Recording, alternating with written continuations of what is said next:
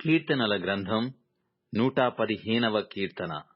మాకు కాదు, యెహోవా మాకు కాదు, నీ కృపా సత్యములను బట్టి నీ నామమునకే మహిమ కలుగునుగాక.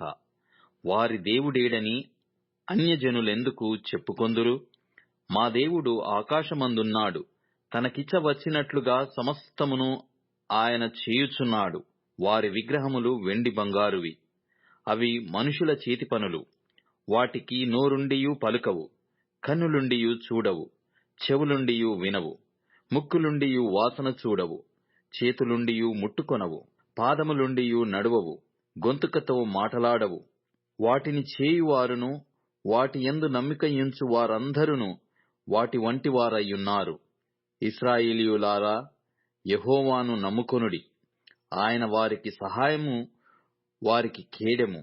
అహరోను వంశస్థులారా, యెహోవాను నమ్ముకొనుడి. ఆయన వారికి సహాయము, వారికి కేడెము. యెహోవా యందు భయభక్తులు గలవారారా, యెహోవా యందు నమ్మికయుంచుడి. ఆయన వారికి సహాయము, వారికి కేడెము. యెహోవా మమ్మును మర్చిపోలేదు, ఆయన మమ్మును ఆశీర్వదించును. ఆయన ఇశ్రాయేలీయుల నాశీర్వదించును, అహరోను వంశస్థుల నాశీర్వదించును. పిన్నలనేమి పెద్దలనేమి తన యందు భయభక్తులు గల వారిని యెహోవా ఆశీర్వదించును.